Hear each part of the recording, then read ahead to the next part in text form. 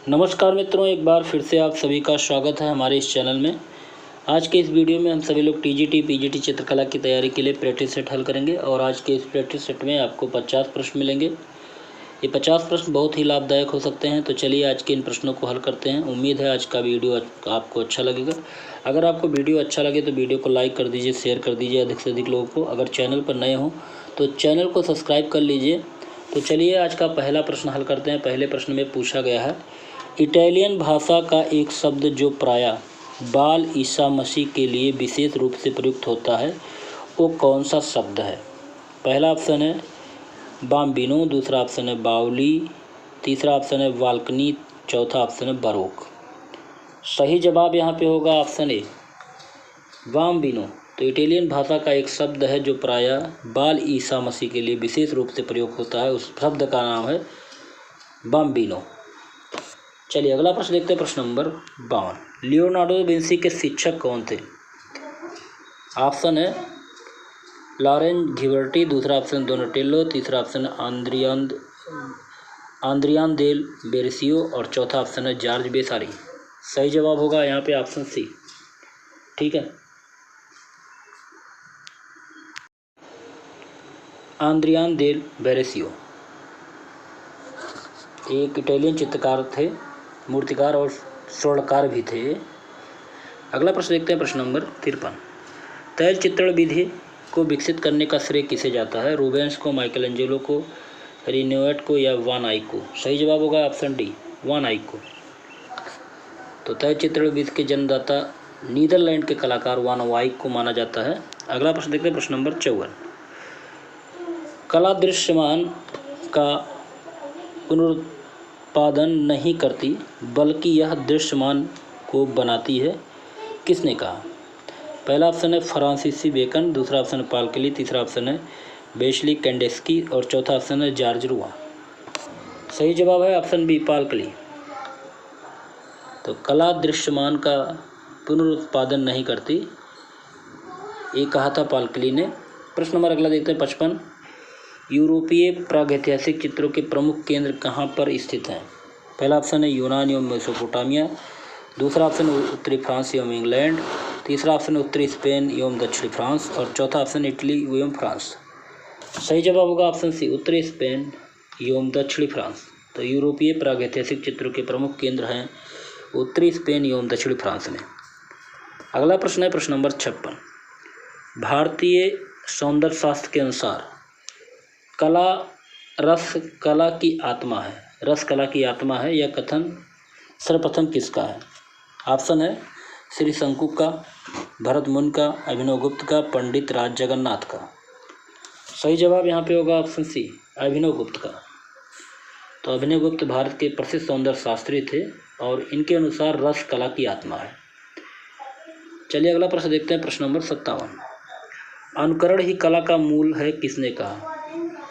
पहला ऑप्शन है रविन्द्रनाथ टैगोर, दूसरा ऑप्शन है हीगल, तीसरा ऑप्शन है अरस्तू और चौथा ऑप्शन है क्रोचे। सही जवाब यहाँ पे होगा ऑप्शन सी अरस्तू। तो अरस्तू ने अनुकरण को ही कला का मूल माना है। अगला प्रश्न देखते हैं। प्रश्न नंबर 58, प्राचीन भारतीय किस षष्ठांग में वर्ण के लिए निम्नलिखित किस शब्द का प्रयोग हुआ है। लावण्य योजना, सदृशता, वर्णिका भंग या प्रमाण। सही जवाब होगा यहाँ पे ऑप्शन सी वर्णिका भंग। तो षष्ठांग में वर्ण के लिए जो प्रयोग शब्द हुआ है वो वर्णिका भंग है। अगला प्रश्न देखते हैं। प्रश्न नंबर 59, अगला प्रश्न देखते हैं। प्रश्न नंबर 59, विष्णुधर्मोत्तर पुराण के चित्रसूत्र में कितने रसों अथवा प्रधान प्रवृत्तियों की चर्चा की गई है। 5, 6, 9, 12। तो बिल्कुल सही जवाब होगा यहाँ पे ऑप्शन सी 9। तो विष्णुधर्मोत्तर पुराण में चित्रसूत्रम में रसों की संख्या 9 बताई गई है।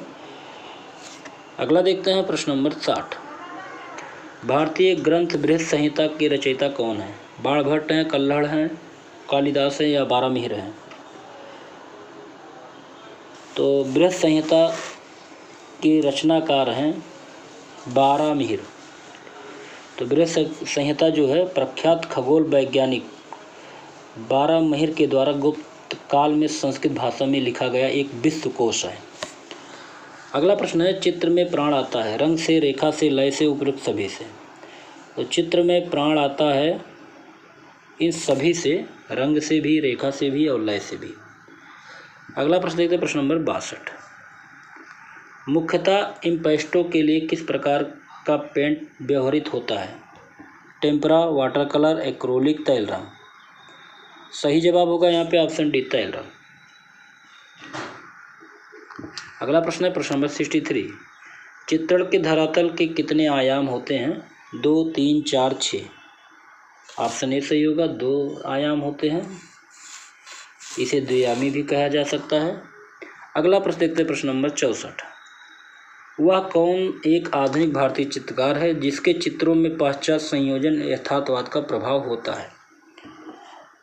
आर्यन टैगोर, अमृता शेरगिल, राजा रवि वर्मा, गंगेंद्र नाथ टैगोर। सही जवाब यहाँ पे होगा ऑप्शन सी, राजा रवि वर्मा। तो पाश्चात्य संयोजन एवं यथार्थवाद का प्रभाव राजा रवि वर्मा के चित्रों में दिखाई देता है और राजा रवि वर्मा यथार्थवादी चित्रकार के रूप में प्रसिद्ध है। अगला प्रश्न देखते हैं प्रश्न नंबर 65। अगले प्रश्न में पूछा गया है सेलिब्रेशन ट्रिप्टिज को एक्रोलिक में चित्रित करने वाले चित्रकार का नाम बताइए। ऑप्शन है बीरेन डे, सतीश गुजराल, तैयब मेहता, राम कुमार। सही जवाब होगा option C, Tayyab Mehta.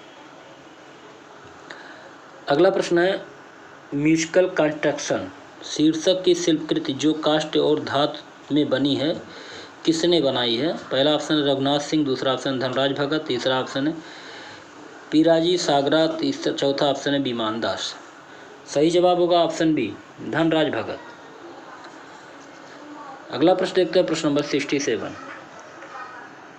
Triumph of labour नामक मूर्त शिल्प किसने बनाई? देवी प्रसाद राय चौधरी, नागजी पटेल, सुबोध गुप्ता, अनिश कुमार। सही जवाब होगा option A, triumph of labour Devi Prasad Rai Chowdhury की कलाकृति है।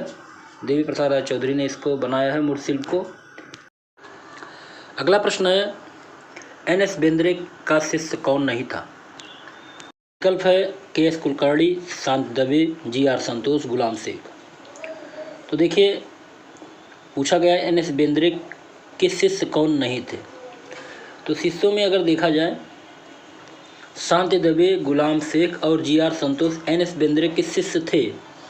शिष्य कौन नहीं थे पूछा गया है, तो यहाँ पे सही जवाब होगा ऑप्शन ए, के.एस. कुलकर्णी।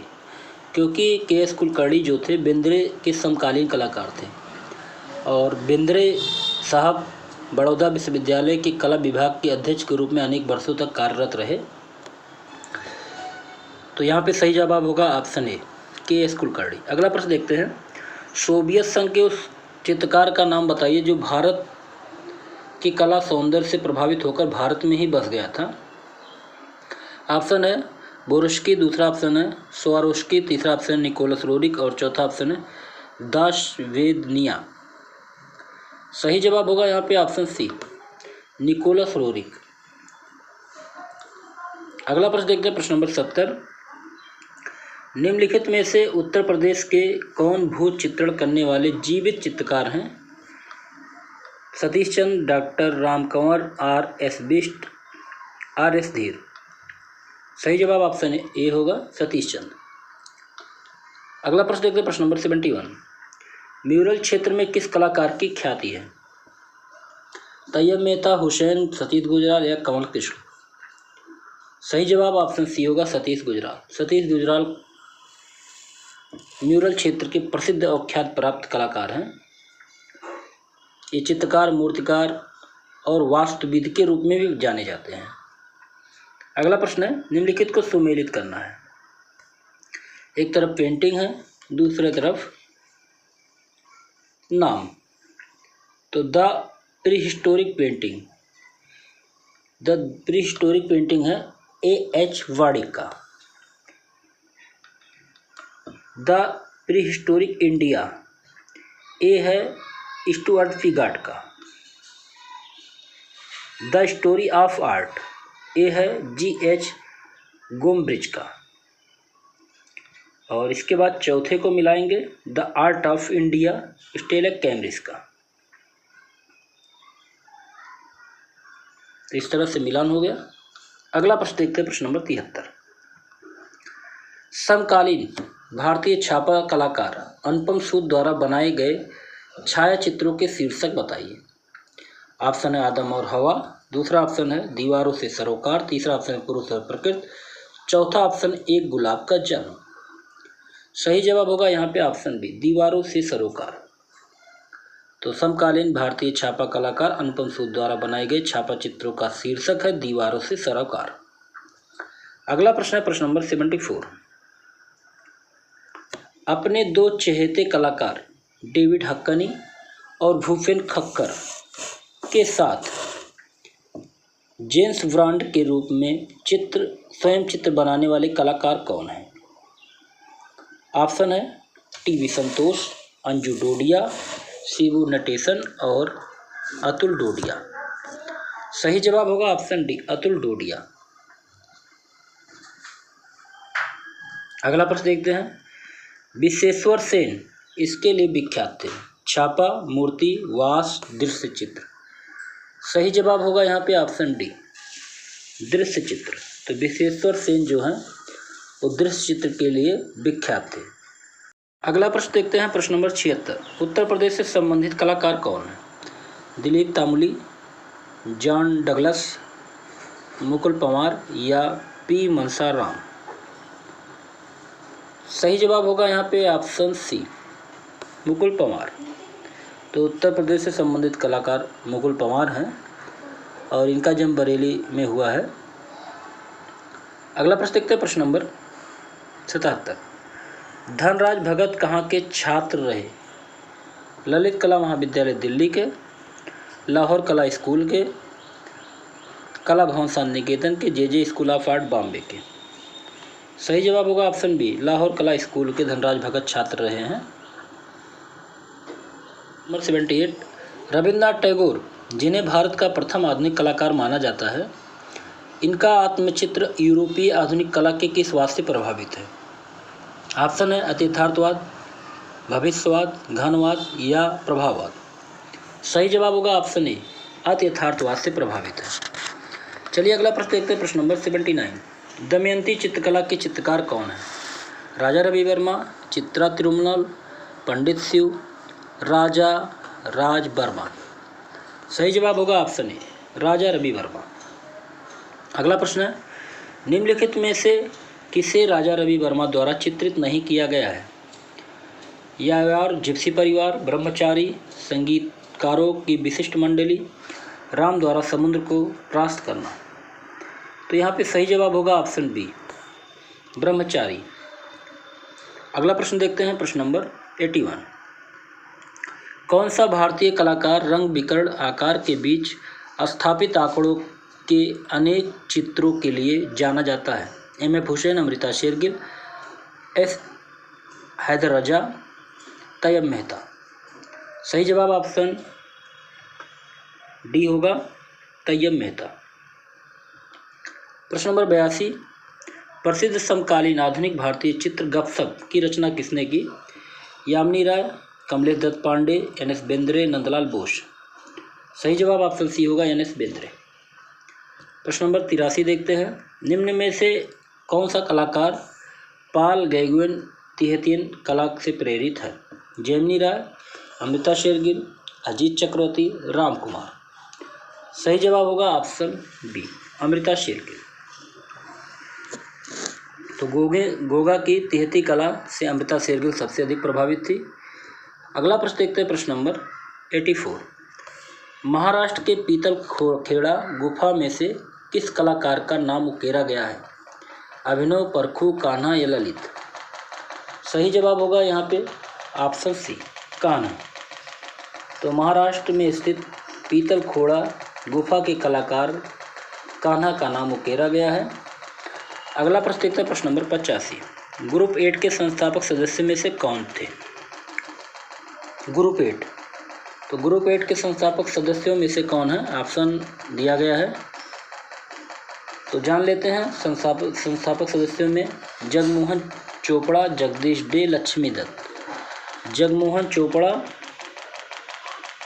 और जगदीश डे और लक्ष्मी दत्त, ग्रुप 8 के सदस्य थे।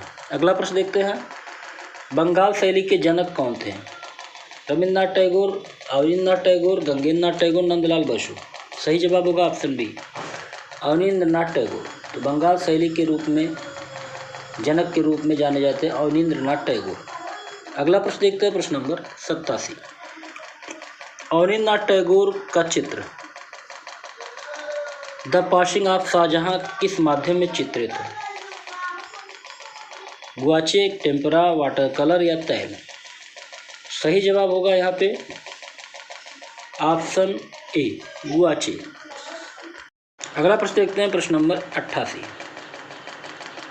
नंदलाल बोस का चित्र दांडी यात्रा किस माध्यम में है? ऑप्शन है woodcut, linocut, silk screen, oil. सही जवाब होगा यहाँ पे ऑप्शन बी, लिनोकट। तो नंदलाल बोस का चित्र दांडी यात्रा लिनोकट माध्यम में बना हुआ है। अगला प्रश्न है, बंगाल चित्र शैली के प्रवर्तक चित्रकार कौन थे? रविन्द्रनाथ टैगोर, गंगेन्द्रनाथ टैगोर, अवनींद्रनाथ टैगोर या नंदलाल बोस? सही जवाब यहाँ पे होगा ऑप्शन सी, अवनींद्रनाथ टैगोर। तो बंगाल चित्र शैली के प्रवर्तक चित्रकार अवनींद्रनाथ टैगोर को माना जाता है। अगला प्रश्न देखते हैं, प्रश्न नंबर 90। बसौली क्षेत्र आज किस राज्य के अंतर्गत आता है? पंजाब, जम्मू कश्मीर, हरियाणा, कुमाऊं गढ़वाल? सही जवाब होगा ऑप्शन डी, कुमाऊं गढ़वाल। प्रश्न नंबर अगला देखते हैं, प्रश्न नंबर 91। कांगड़ा शैली के चित्रों का विषय वस्तु क्या था? राम सीता, कृष्ण मीरा, शिव पार्वती या राधा कृष्ण? सही जवाब होगा यहाँ ऑप्शन डी, राधा कृष्ण। तो कांगड़ा शैली के चित्रों का मुख्य विषय राधा कृष्ण है। अगला प्रश्न है, निम्नलिखित को सुमेलित कीजिए। गुलेर शैली, कांगड़ा शैली, बसौली शैली, नूरपुर। और चित्रकारों के नाम दिए हैं। तो गुलेर शैली गोवर्धन से संबंधित है, कांगड़ा संसार चंद से संबंधित है, बसौली अमृतपाल से संबंधित है, नूरपुर जगत सिंह। तो इस तरह से 1, 2, 3, 4 सही होगा। अगला देखते हैं, प्रश्न नंबर 93। लघु चित्र प्रेम की नाव, बोट ऑफ लव, इनमें से किस शैली से संबंधित है? किशनगढ़ से, मंडी से, कोटा से, बूंदी से? सही जवाब होगा ऑप्शन ए, किशनगढ़ से संबंधित है। प्रश्न नंबर अगला देखते हैं, प्रश्न नंबर 94। भारतीय लघु चित्रों की बूंदी शैली का उत्कर्ष किसके समय हुआ? राव छतर सिंह, राव भाव सिंह, सवाई जय सिंह या राजा उन्मेष सिंह? सही जवाब होगा ऑप्शन डी, राजा उन्मेष सिंह। प्रश्न नंबर अगला देखते हैं, 95। ढोला मारू विषयक चित्र किससे संबंधित है? जयपुर, मालवा, किशनगढ़ या मेवाड़? सही जवाब होगा मेवाड़ शैली। अगला प्रश्न है, प्रश्न नंबर 96। यूरोपीय फ्रेस्को चित्रों की तकनीक का प्रभाव भारत की किस शैली पर पड़ा? बंगाल शैली, जयपुर फ्रेस्को शैली, मुगल शैली या पाल शैली? तो ऑप्शन बी सही होगा, जयपुर फ्रेस्को शैली। प्रश्न नंबर 97। किस महाराजा के संरक्षण में राजस्थानी लघुचित्र शैली की किशनगढ़ उप शैली अपने पराकाष्ठा चरमोत्कर्ष पर पहुंची? राज सिंह, बीरज सिंह, कल्याण सिंह या सावंत सिंह? सही जवाब होगा ऑप्शन डी, सावंत सिंह। अगला प्रश्न है, प्रश्न नंबर 98। प्राचीनतम राजस्थानी शैली कौन सा है? किशनगढ़ शैली, कोटा शैली, बूंदी शैली, मेवाड़ शैली? सही जवाब यहाँ पे होगा ऑप्शन डी, मेवाड़ शैली प्राचीनतम राजस्थानी शैली है। अगला प्रश्न देखते हैं, प्रश्न नंबर 99।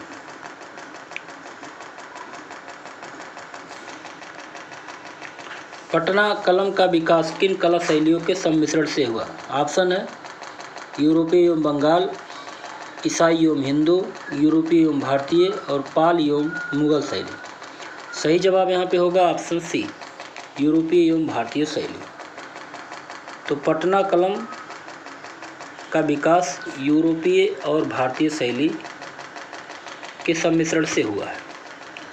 अगला प्रश्न देखते हैं, प्रश्न नंबर 100 और इस वीडियो का लास्ट प्रश्न है, ईरानी शैली की एक विशेषता क्या है? पृष्ठभूमि, आकृतियाँ, रंग योजना, रेखाएं?